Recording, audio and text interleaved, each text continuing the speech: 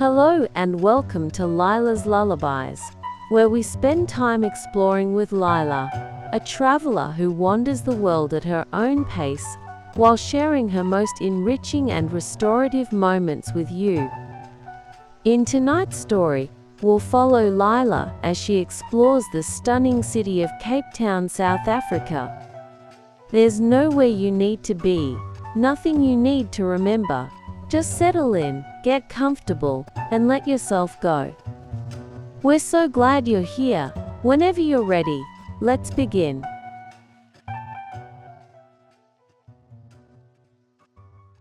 Lyla woke to the sound of the ship's engines changing pitch. That particular shift that meant they were approaching port. She pushed back the curtain and looked out her cabin window, and there it was. Table Mountain, rising from the sea like an ancient altar, its flat top distinctive even in the early morning light. December in Cape Town meant summer, the beginning of the South African holiday season, and the sky was clear, promising a beautiful day. She dressed quickly in light clothes suitable for walking and warm weather, gathered her essentials into her small crossbody bag, and made her way to the ship's restaurant for breakfast. The dining room was quiet this early, just a handful of other passengers who, like her, were eager to maximize their time in port.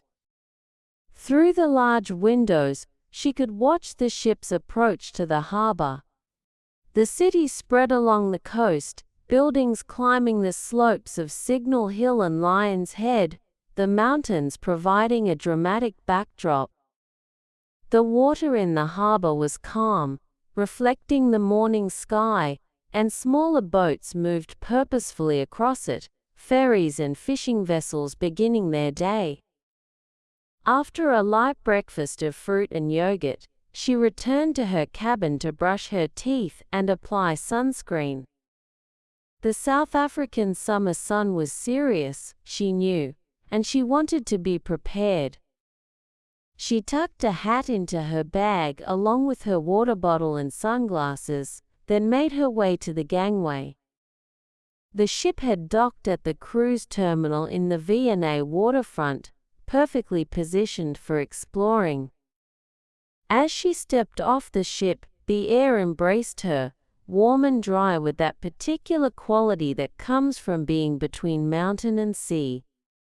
She could smell it, salt water and something green, fynbos perhaps, the distinctive vegetation of the Cape. The waterfront was already busy despite the early hour. Shops were opening, restaurants preparing for the day, people moving with purpose through the wide pedestrian areas. The architecture was a mix of historic warehouse buildings, carefully restored, and modern additions that somehow worked together, creating spaces that felt both authentic and purposeful. Lyla paused to get her bearings, consulting the small map she'd picked up on the ship. She could walk from here to several neighborhoods, and she wanted to see as much as possible in the hours she had before needing to return to the ship. She decided to start by simply exploring the immediate waterfront area. The harbor was beautiful, working and recreational at once. Fishing boats were tied up at docks, their crews unloading the night's catch. Seals lounged on platforms, their bodies sleek and dark, occasionally barking at each other or slipping into the water. Gulls wheeled overhead, their calls constant. She walked along the quay, watching the activity. A fish market was open, vendors arranging their displays, fresh catch on ice, whole fish and fillets, prawns and calamari, mussels and oysters. The smell was clean and briny, the fish so fresh their eyes were still clear. Further along, she found an area where artists and craftspeople had set up stalls, selling their work directly. Beadwork and wire sculptures, paintings and photographs, carved wooden animals and woven baskets. Everything had that distinctly South African character, bold colors and patterns that spoke of the continent's artistic traditions. One stall caught her eye, displaying prints of Cape Town landmarks. The artist, a man with graying dreadlocks and paint-stained fingers, smiled as she approached. "Good morning," he said. "Beautiful day for exploring our city." "It really is," Lyla agreed, examining the prints. They were lino cuts, hand-printed with strong lines and rich colors. One showed Table Mountain from the sea, another depicted the colorful houses of Bo-Kaap, and a third captured the sweep of Camps Bay Beach. "You're from the cruise ship?" he asked. "Yes, just for the day." "Ah, you'll want to see as much as possible then. Have you been to Cape Town before?" "First time," Lyla said. "Special city," he said, his pride evident. "You'll see. The mountain, the ocean, the people. All of it together. It's something unique." She chose the print of Camps Bay, attracted to the way he'd captured the curve of the beach and the dramatic peaks of the 12 Apostles behind it. He wrapped it carefully in brown paper and tied it with string. "Enjoy your day," he said. "Go to Camps Bay if you can, it's worth the trip." Lyla thanked him and continued walking, the print tucked safely in her bag. The waterfront opened onto different areas, some more commercial with chain stores and restaurants, others more authentic with local businesses and quieter corners. She found a coffee shop that looked promising, small and independently owned, with a few tables outside. She ordered a flat white, made with beans, roasted locally, the barista told her, and she took it to a table in the sun. The coffee was excellent, smooth and rich, with a complexity that spoke of careful roasting and skilled preparation. She drank it slowly, watching the morning unfold. Business people hurried past, heading to offices. Tourists emerged from hotels, consulting maps and guidebooks. Local residents walked dogs or pushed strollers, going about their daily routines. The proximity of Table Mountain was impossible to ignore. It dominated the view, massive and serene, its cliffs catching the morning light.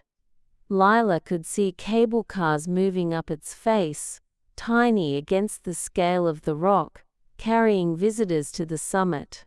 She considered going up herself, but decided against it. The day was already warm, and she preferred to explore at ground level, to feel the city directly. When she finished her coffee, she began walking north along the coast, following the promenade that curved around the shore. This was Greenpoint, a residential and recreational area, with the Atlantic Ocean on one side and the slopes of Signal Hill on the other. The promenade was wide and beautifully maintained, with separate lanes for walkers and cyclists. People were out exercising, joggers moving at various paces, cyclists in bright gear, groups doing boot camp workouts on the grassy areas.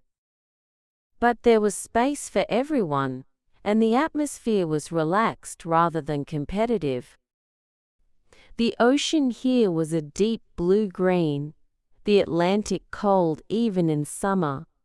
Waves rolled in steadily, breaking white against rocks and small beaches.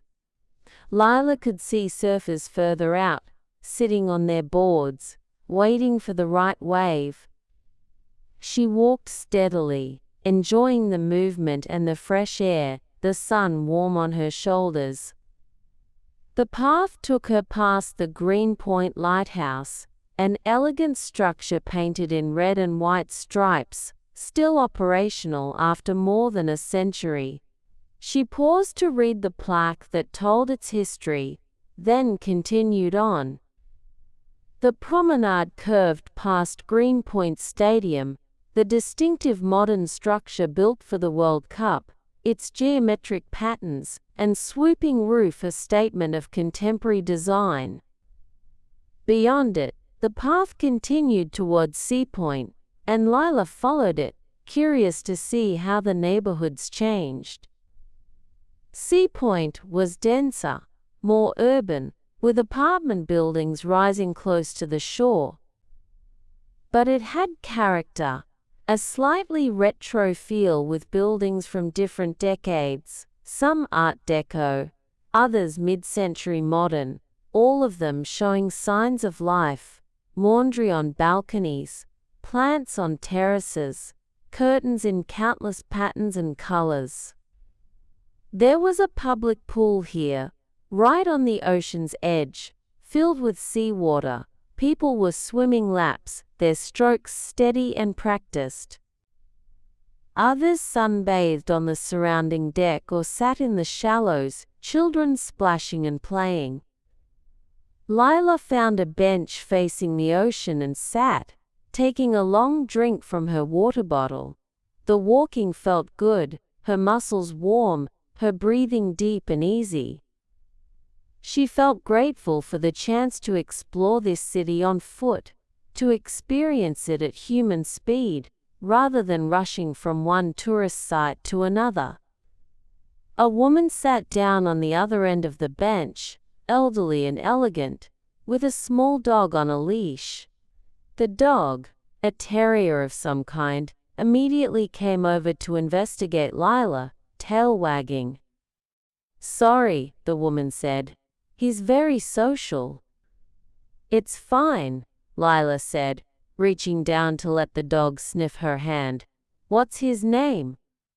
"Winston. He thinks everyone is here specifically to meet him." Lyla smiled and gave Winston a gentle pat.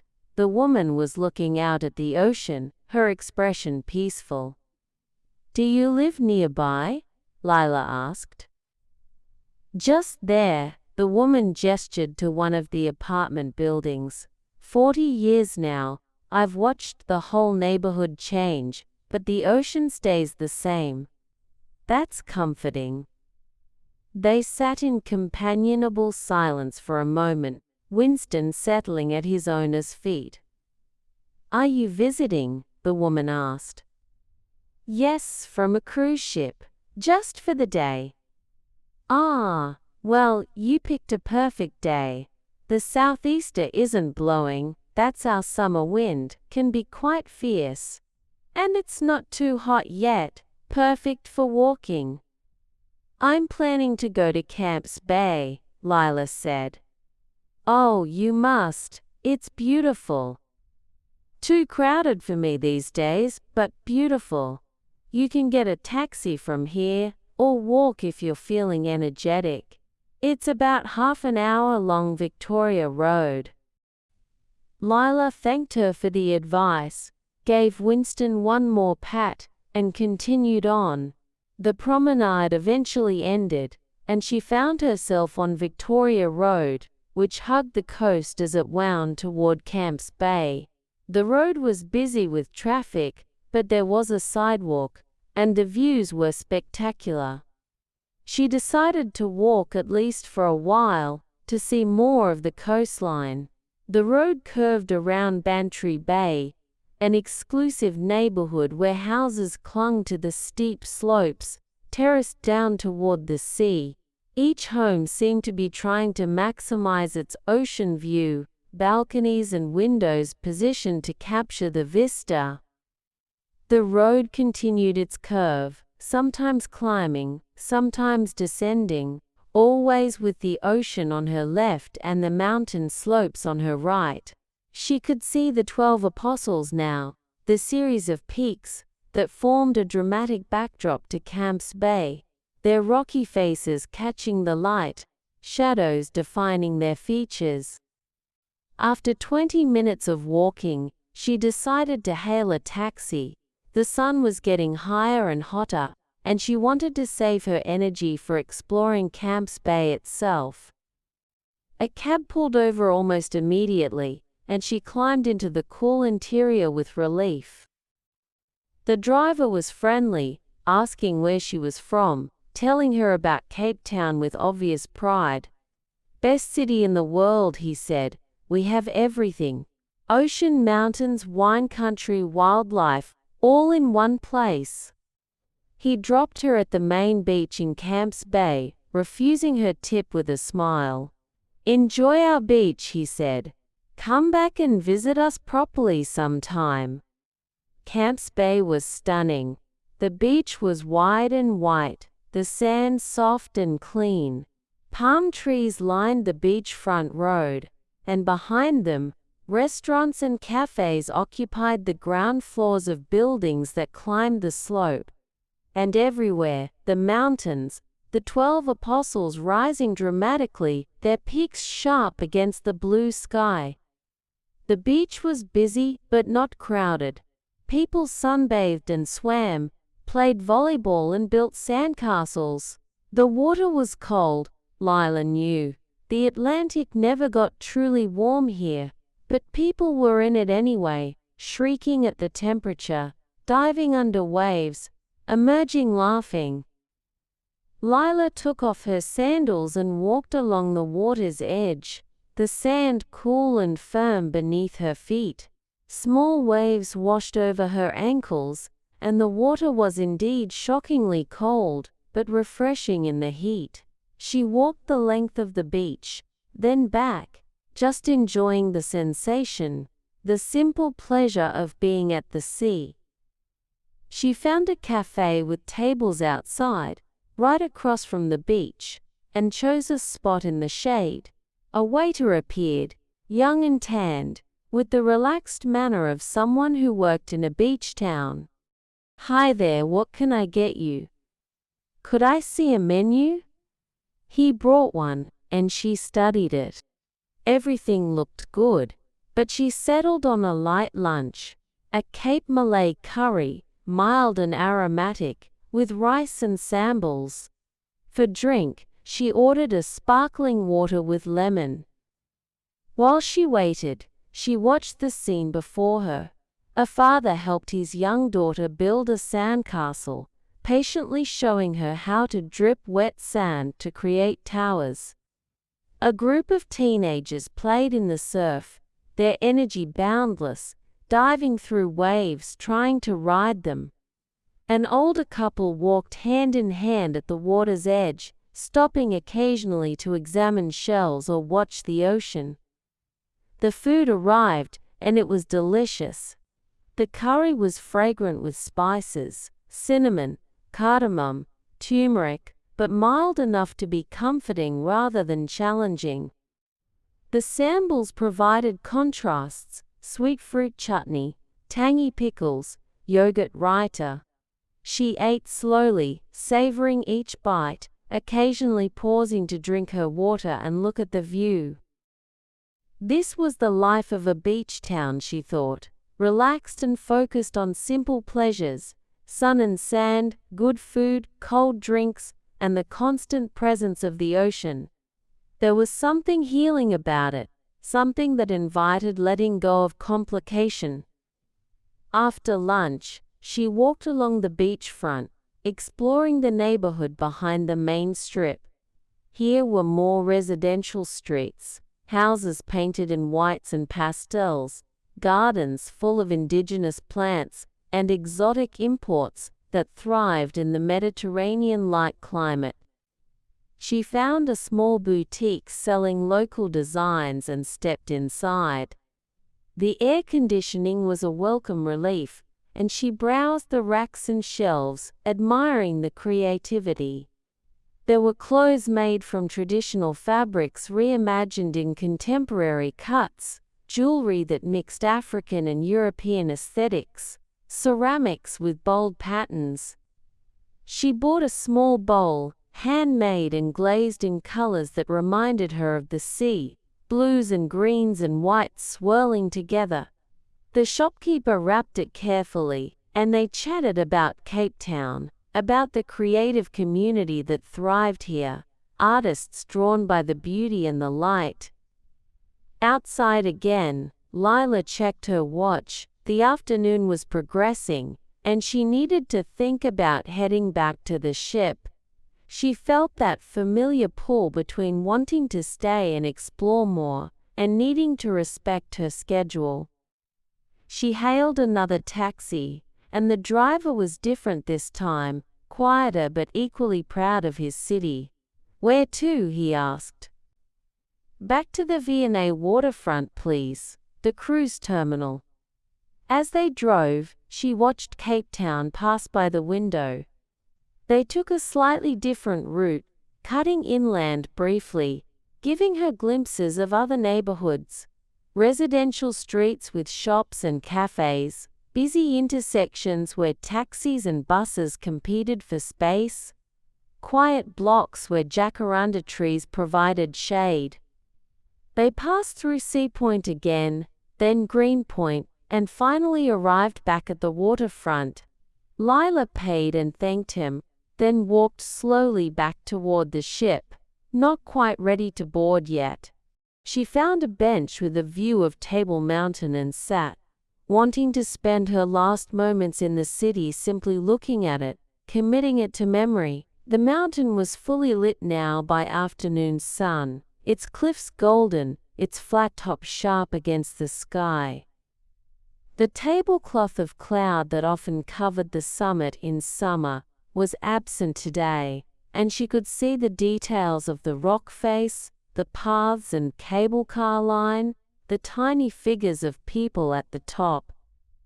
She thought about the day, about the early morning arrival and the coffee at the waterfront, the walk along the promenade, and the conversation with the woman and her dog, the beauty of Camps Bay, and the delicious curry. Each moment had been full, rich with sensation and experience. Cape Town had revealed itself to her in fragments, glimpses that suggested a complex and beautiful whole. She knew she hadn't really seen it. You couldn't truly know a city in a single day, but she'd tasted it, felt its particular character, its unique combination of African and European, traditional and modern, natural and urban. The light was beginning to change, that subtle shift toward late afternoon when shadows lengthen and colors deepen. People on the waterfront moved with slightly more purpose, day trippers beginning to head home, dinner preparations beginning in restaurants. Lyla stood and began walking toward the ship. Other passengers were returning too, laden with shopping bags and souvenirs, faces pink from sun, expressions satisfied. The gangway was busy, a steady stream of people reboarding. She showed her ship card to the attendant and walked up the gangway. At the top, she turned for one last look. The city spread before her, beautiful and alive, the mountains rising behind it, protective and eternal. She felt a pang of leaving, that bittersweet feeling that comes from brief but meaningful encounters. In her cabin, she placed the wrapped bowl carefully on the dresser, and the print beside it. She kicked off her sandals and lay down on the bed, feeling the pleasant tiredness that comes from a day of walking and exploring. The ship was preparing to depart. She could hear the increased activity, announcements in various languages, the sounds of mooring lines being handled. She closed her eyes for a moment, just resting, and when she opened them, the ship was moving. She stood and went to the window, watching as the harbor slowly receded. The waterfront became smaller, the city pulling back, the mountains rising larger as the ship gained distance and perspective. She watched until Cape Town was just a presence on the coast, buildings and mountains blending together in the late afternoon light. Then she turned away from the window and decided to take a shower. to wash off the sunscreen and salt, to prepare for the evening aboard the ship. Under the warm water, she thought about the day again, the kindness of strangers, the artist at the market, the woman with the dog, the taxi drivers, the shopkeeper, the beauty of the coastline, and the drama of the mountains. The feeling of being in a place where nature and city existed in such close relationship, neither overwhelming the other. She dressed in clean clothes and brushed her hair, feeling refreshed. The ship had a schedule of evening activities, but she wasn't interested in those. Instead, she decided to find a quiet spot on deck, to watch the sun set over the Atlantic as the ship sailed north. She made her way to the open deck at the stern, where fewer passengers gathered. A handful of people were there, couples mostly, everyone watching the wake spread behind the ship, white foam against the dark blue water. The sun was approaching the horizon, still well above it, but moving perceptibly lower. The sky was beginning its transformation, hints of orange appearing among the blue.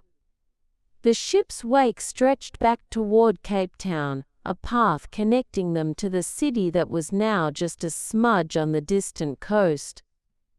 Lyla found a deck chair and settled into it, wrapping herself in one of the blankets the ship provided. The air was cooler out on the water, the breeze steady. She was comfortable, content, at peace. She thought about the nature of travel, the way it offered these brief, intense experiences, moments of connection with places and people that were all the more precious for their brevity. She would probably never see the woman with the dog again, would never return to that exact spot on the beach, would never taste that exact curry in that exact café. But she carried the experiences with her now, part of her collection of moments, enriching her sense of the world's variety and beauty. The sun continued its descent, and the colors in the sky intensified. Orange deepened to red, pink appeared in wispy clouds, the blue above shifted toward purple. The ocean reflected it all, becoming a mirror of the sky, the boundary between them dissolving in the distance. Other passengers came and went, but Lyla remained, committed to watching the full sequence. There was something meditative about sunsets at sea. The way the horizon was unobstructed, the way the light played across the water, the sense of the Earth's rotation made visible. The sun touched the horizon and began to flatten, its shape distorting, changing from circle to oval to a line of brilliant light. Then it slipped below, and the sky blazed one last time before beginning to fade. As darkness approached, stars appeared, first a few, then dozens, then countless points of light. The Milky Way became visible, that river of stars that ancient peoples had seen and named, and used for navigation.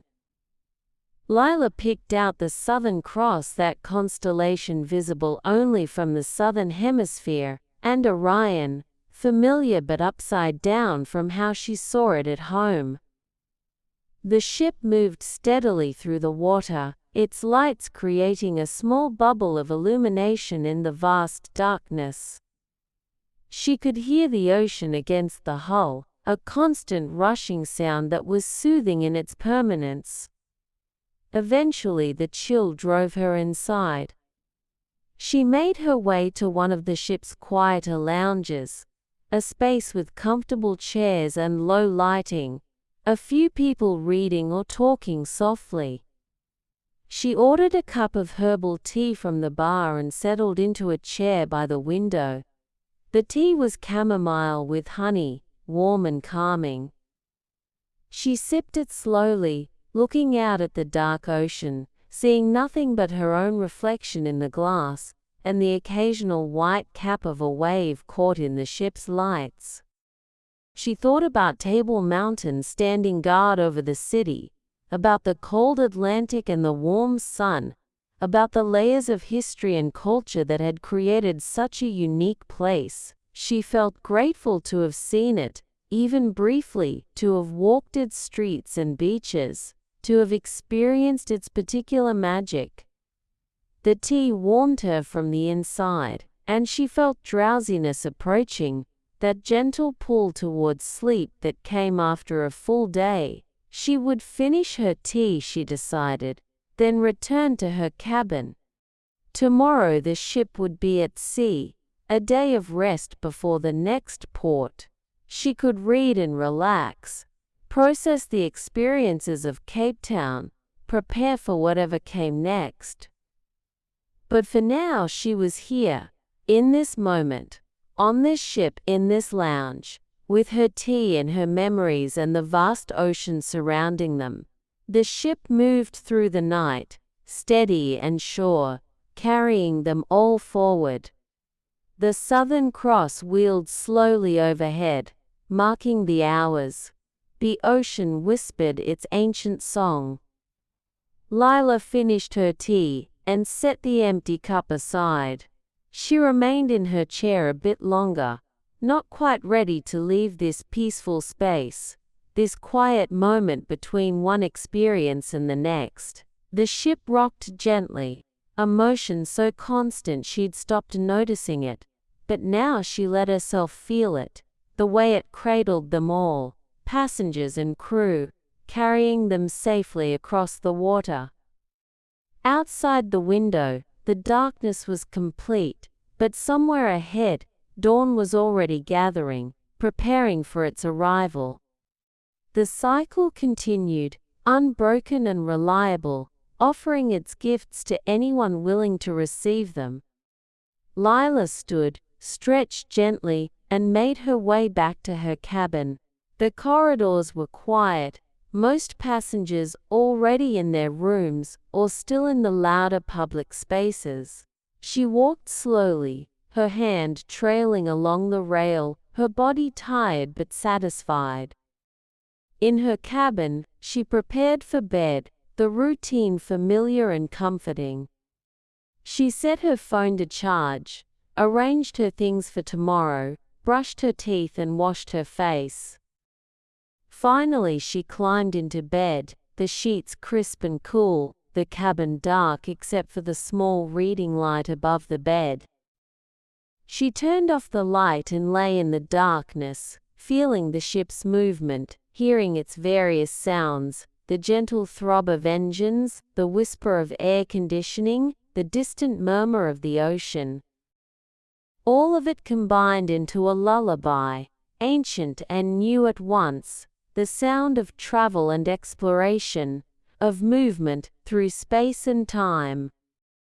She imagined Cape Town now, in the South African night, the city lights spreading along the coast, like a reflection of the stars above, the ocean whispering against its shores.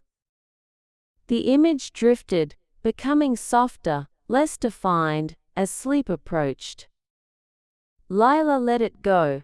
Let the day release its hold, let herself float on the gentle rocking of the ship, carried safely through the night, between mountain and sea, between yesterday and tomorrow, resting peacefully in the present moment, grateful and calm and content.